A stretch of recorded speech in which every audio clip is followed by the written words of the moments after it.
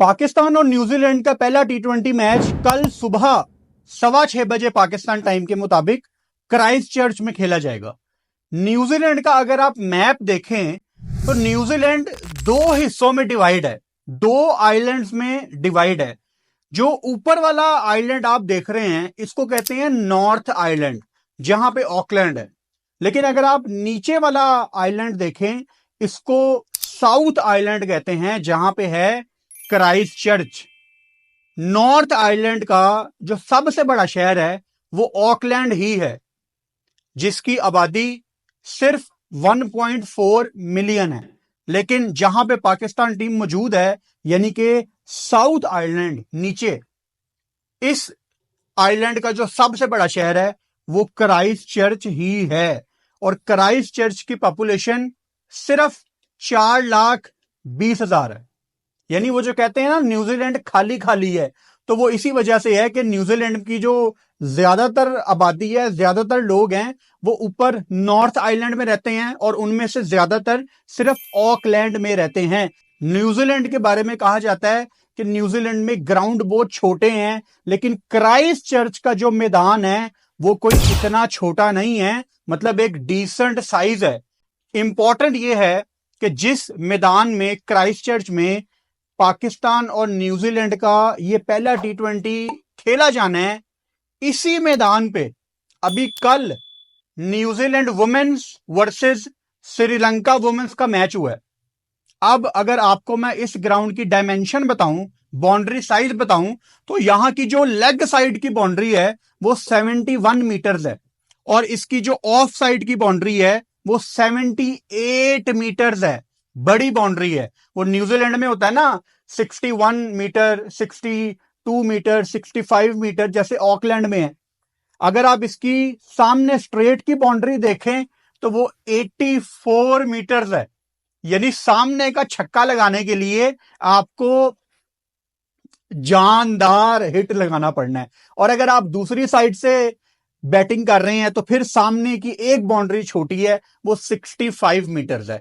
अब जो मैंने आपको बताया है कि इस मैदान में श्रीलंका और न्यूजीलैंड वुमेन्स का मैच हुआ है, उसका कॉन्टेक्स्ट, उसका मतलब ये है कि अब ये हमें कल सुबह पता लगेगा कि क्या पाकिस्तान और न्यूजीलैंड का कल वाला मैच उसी पिच पे हो रहा है जहां श्रीलंका और न्यूजीलैंड वुमेन्स का कल मैच हुआ है। बेसिकली एक ग्राउंड की डायमेंशन कितनी है ये डिपेंड करता है कि आप कौन सी पिच के ऊपर, कौन सी विकेट के ऊपर आज वाला मैच खेल रहे हैं। आमतौर पे दुनिया के हर क्रिकेट ग्राउंड में दायरे के अंदर आप देखते होंगे कोई 5-6 पिच तो लाजमी होती हैं।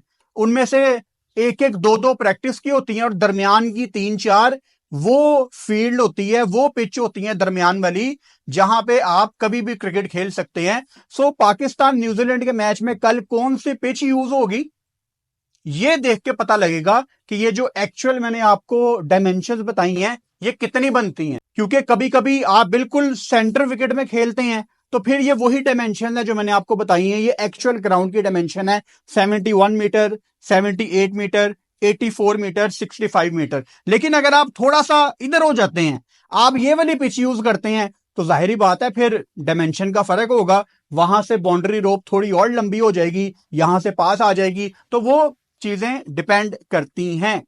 पाकिस्तान ने क्राइस्ट चर्च में पहले टी20 क्रिकेट खेली हुई है और पाकिस्तान का रिकॉर्ड यहां पे अच्छा है। अगर मैं आपको हेगले ओवल, जो क्राइस्ट चर्च का ये ग्राउंड है, इसके नंबर्स बताऊं तो आपको एज पाकिस्तान फैंस बड़ा हौसला मिलेगा कि यहां पे पाकिस्तान ने अच्छा रिकॉर्ड अपना रखा हुआ है।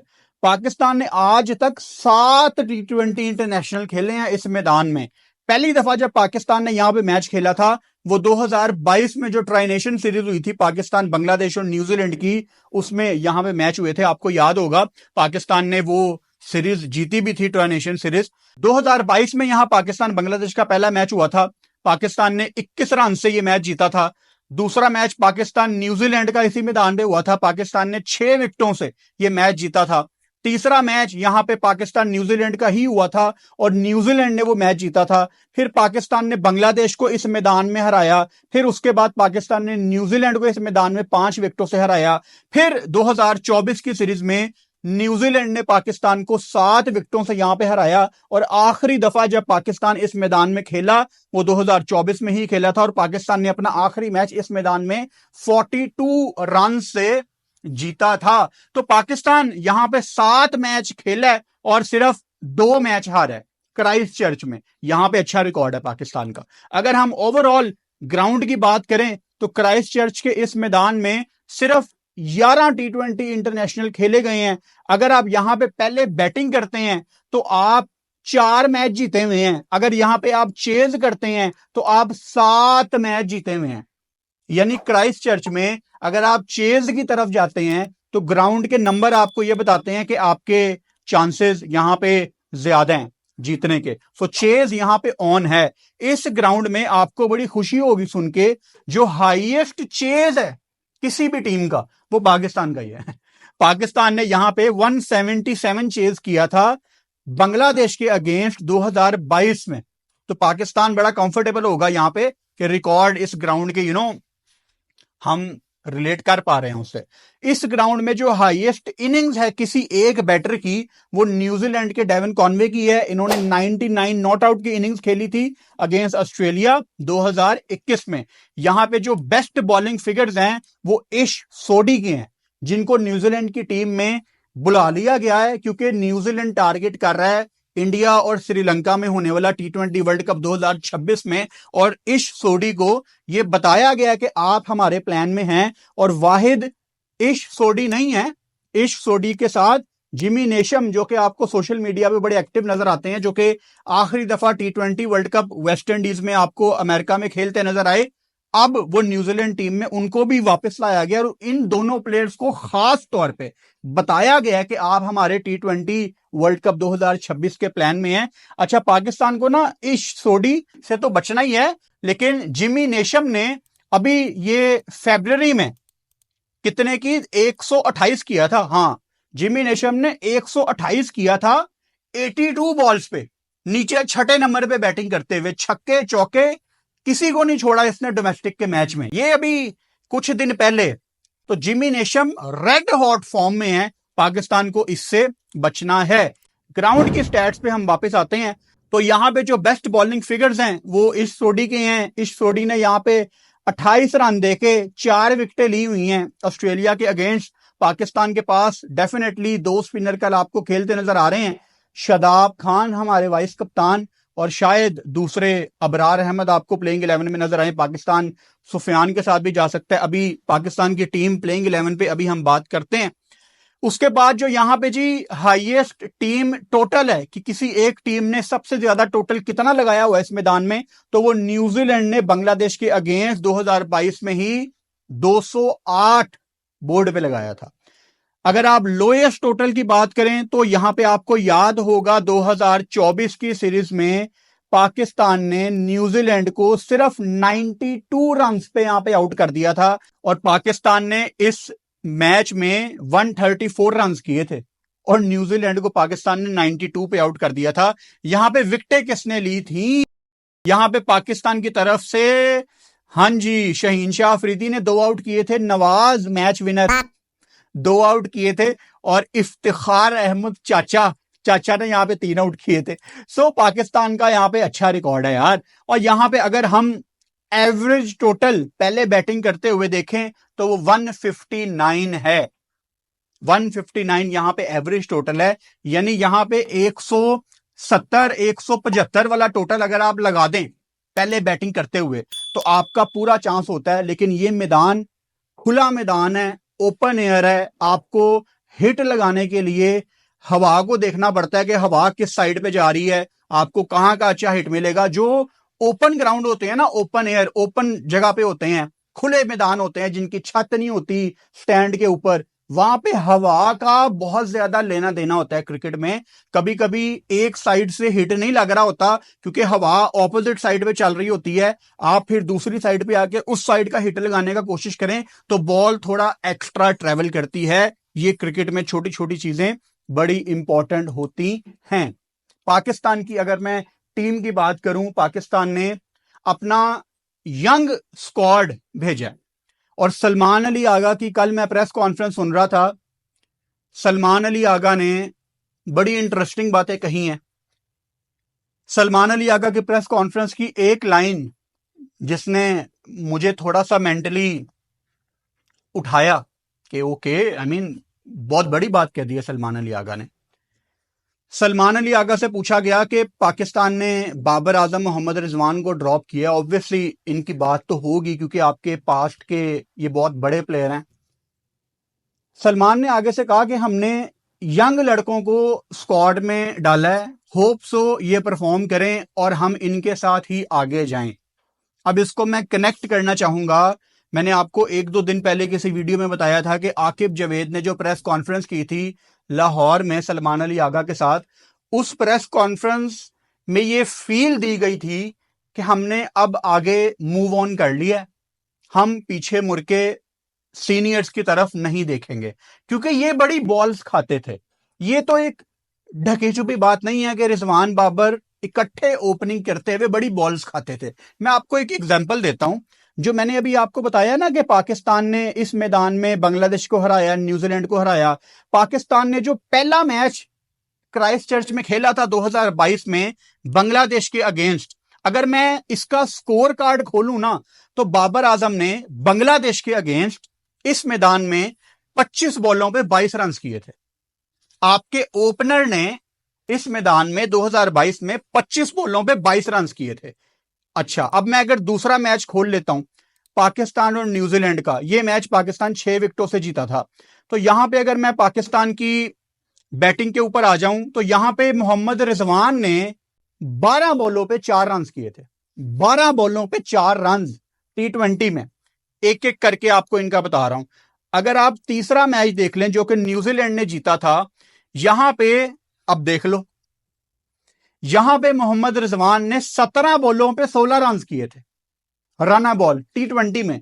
और बाबर आजम ने इसी मैच में 23 बॉलों पे 21 रन किए थे।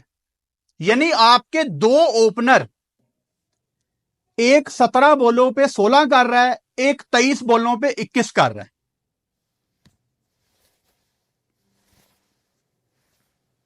तो वाह, मेरा ना शुक्र अदा करने का दिल कर रहा है कि पाकिस्तान की T20 टीम में 2 एंकर प्लेयर्स निकले हैं। खुदा की कसम, रिजवान बाबर मैटर नहीं करते, मैटर यह करता है 2 एंकर्स निकल गए हैं। और सलमान अली आगा ने जो प्रेस कॉन्फ्रेंस की है जिसमें उसने कहा है कि हमने मूव ऑन कर ली है, और पाकिस्तान की बड़ी पुरानी आदत है एकदम यू टर्न लेके पुराने प्लेयर्स को वापस ले आना। अगर रिजवान बाबर आपकी प्लेइंग 11 में कल को वापस आते हैं तो समझ लो कि आपका कोई फ्यूचर नहीं है T20 में। क्यों? क्योंकि आपका जो कप्तान है अब सलमान अली आगा, वो खुद एक एंकर प्लेयर है। तो अगर रिजवान बाबर आपकी प्लेइंग 11 में वापस आते हैं तो 1 2 3 एंकर प्लेयर्स आपकी प्लेइंग 11 में होंगे जिनको आप नहीं बाहर निकाल सकते। तो आप इतना बुरा दलदल में फंसोगे कि आपको समझ नहीं आएगी कि पहले ये वाला हाथ खींच के बाहर निकालना है या ये वाला। आप दब जाओगे, धस जाओगे नीचे अगर तो ये दोनों वापस आए। बड़े लोगों को ये लग रहा होगा कि मैं इन दोनों के लिए बैड विशेस दे रहा हूं। नहीं यार, T20 में नहीं बनते ये दोनों इकट्ठे। मैं हमेशा आपको पता नहीं कोई 2.5 3 साल से बता रहा हूं, जितनी बातें आपको मैंने बताई हैं तकरीबन सारी ही सच हुई हैं। मैं आपको कहता था इन दोनों की इकट्ठे T20 में जगह नहीं बनती। रिजवान बाबर की T20 में इकट्ठे जगह नहीं बनती। या तो रिजवान बाहर जाएगा या तो बाबर बाहर जाएगा, और बचेगा वो जो उस टाइम का कप्तान होगा। और हुआ क्या कि रिजवान अपनी कप्तानी में बाबर को बचाता रहा, उसको सेफ करता रहा, और बाबर अपनी कप्तानी में रिजवान को बचाता रहा। जब क्रिकेट बोर्ड बदला, रजीम बदली, दूसरा कप्तान आया, उसने दोनों को ही फारिग कर दिया। तो अब आपकी टीम में हसन नवाज, जिसके बारे में मुझे लगता है कि it's too early for Hasan Nawaz, but I wish him all the best. मुझे लगता है उसको थोड़ा सा जल्दी पाकिस्तान टीम में ले आए हैं, लेकिन यंगस्टर है तो कोई टेंशन नहीं है, आप उसको खिलाएं। मोहम्मद हारिस, अब्दुल समद, उमैर बिन यूसुफ, ये वो बच्चे हैं जो आपका फ्यूचर हैं। ये जो पीछे गुजर चुके हैं ना, ये आपके लिए कुछ नहीं कर पाए। ये आपको 5-5, 6-6 वर्ल्ड कप हरवा गए हैं। समझ आई बात? तो अब आपने मूव ऑन करना है। कल सुबह मोहम्मद हारिस, उमैर बिन यूसुफ, अब्दुल समद, हसन नवाज, कोई भी यंगस्टर, जहादात खान पहले भी खेला गया पाकिस्तान से ऑस्ट्रेलिया में, जो भी यंगस्टर फेल हुआ भाई उसको सपोर्ट करना है।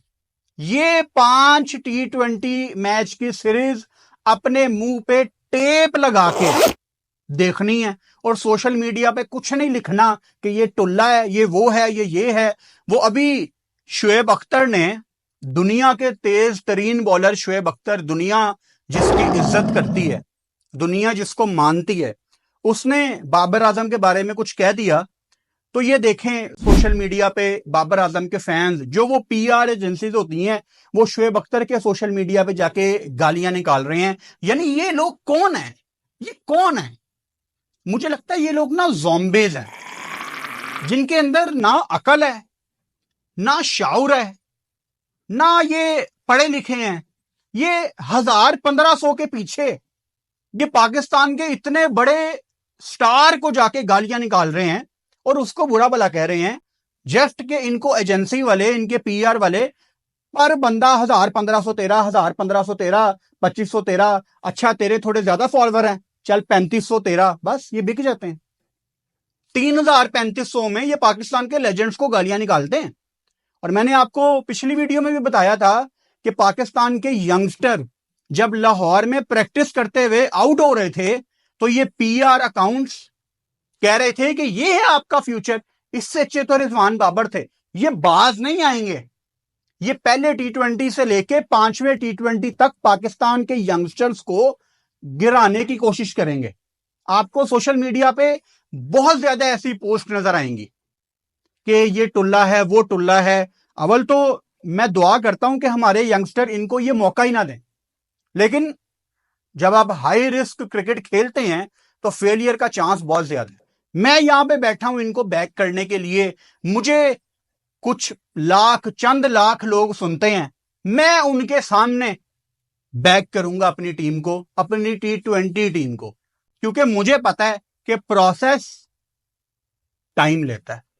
अच्छा, अब जो सलमान अली आगा ने ये कहा कि हमने इन लड़कों को बैक करना है, इनको आगे ये परफॉर्म करेंगे, इनको अगली सीरीज में लेके जाना है। अगली सीरीज आपकी कब है और किसके अगेंस्ट है?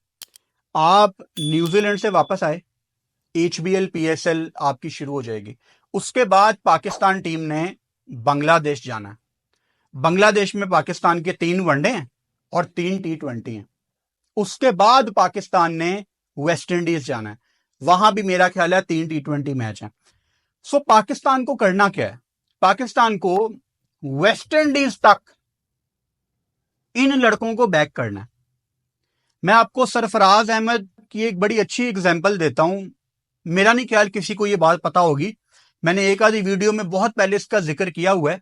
सरफराज अहमद पाकिस्तान के एक बड़े अच्छे कप्तान रहे हैं अपनी पीक पे। सरफराज की कप्तानी में एक चीज बड़ी अच्छी थी पाकिस्तान टीम में, जितने यंगस्टर थे। अब यंगस्टर में कौन कौन है? बाबर आजम, शादाब खान, हसन अली, फखर जमान। यंगस्टर जो सैफी की कप्तानी में जो लड़के आगे आए हैं, खुदा की कसम अगली 3-4 सीरीज की टिकट्स, प्लेन की टिकट्स प्लेयर्स को दे दी जाती थी कि ये हमारे अगले 2-3 टूर हैं, आप कंफर्म हैं और ये है आपकी टिकट, आप पाकिस्तान टीम के साथ जा रहे हैं। मुझे एक प्लेयर ने अपनी अगली 3 सीरीज की एयर टिकट सेंड की और मैं कहा शहजादे मौजे, तू तो अगर इस टूर पे फ्लॉप भी हो जाए टेंशन क्या है, अगले 2 टूर तेरे पास हैं। ये होता है कॉन्फिडेंस कि आप अपने लड़कों को पहले ही बता देते हैं, ओ भाई तू फेल होना है, तू फेल हो, तू अगले 3 महीने पाकिस्तान टीम का हिस्सा है, अगले 3 महीने तेरे हैं। चेयरमैन भी कहेगा ना तो तू बाहर नहीं निकलेगा। अगर कोई तेरे पीछे आया तो मैंने कप्तानी छोड़ देनी है, तू मेरा प्लेयर है, तू मेरी प्लेइंग 11 का बंदा है। बड़ा कप्तान था सरफराज। पाकिस्तान को चैंपियंस ट्रॉफी से ज्यादा बड़ी चीज वो देके गया है। ये सारे 3-4 प्लेयर्स जिनको आज आप बहुत बड़ा प्लेयर कहते हैं ना, बहुत बड़े प्लेयर्स कहते हैं, ये सरफराज अहमद के लगाए हुए पौधे हैं। सरफराज ने मिकी आर्थर के साथ मिलकर इन सबको बैक किया था और आज आपकी ये क्रिकेट को आगे लेके जा रहे हैं। सरफराज की इज्जत किया करो। न्यूजीलैंड तगड़ा आएगी। न्यूजीलैंड ने अपने लड़कों को बता दिया है, स्पेशली 2 नाम मैंने आपको मेंशन किए हैं, इश सोडी और जिमी नेशम के, जी आप हमारी T20 वर्ल्ड कप की प्लानिंग में है। सो न्यूजीलैंड ने तगड़ा आना है। ग्राउंड के नंबर्स, ग्राउंड के स्टैट्स मैंने आपको बता दिए हैं। कल सुबह पाकिस्तान टाइम के मुताबिक 6:15 बजे ये मैच शुरू होना है। ऑब्वियसली सहरी के बाद नींद तो नहीं आएगी। जिन लोगों को सहरी का नहीं पता उनको बता देता हूं कि रमजान में एक हम इफ्तार करते हैं, रोजा खोलते हैं शाम को मगरिब की अजान के टाइम, और जब हमने सुबह सुबह फजर की अजान से पहले उठना होता है तो हम सहरी करते हैं, हम खाना खाते हैं फजर की अजान से पहले। सो सुबह अर्ली मॉर्निंग सारे ही उठे होंगे और उसके बाद मेरा ख्याल है हमें नींद नहीं आएगी, क्योंकि अगर हम सो गए तो फिर हमें उठाएगा कौन? तो मैं तो नहीं सोऊंगा ऑब्वियसली आज। मैं तो सहरी के बाद, नमाज के बाद यहां स्टूडियो आ जाऊंगा घर से सुबह सुबह। तो 6:15 बजे हमारा मैच शुरू होना है और मैच के दौरान आपको पता है हम सोशल मीडिया पे एक्टिव होते हैं, और जैसे ही मैच खत्म होगा 9, 9:15, 9:30, 10 बजे, जब भी जैसे ही मैच खत्म होगा, मैच के फौरन बाद हमारी वीडियो यूट्यूब पे आ जाएगी। चैनल को सब्सक्राइब कर लो और बेल आइकन लाजमी दबाओ ताकि आने वाली वीडियोस का नोटिफिकेशन आपको मिल सके।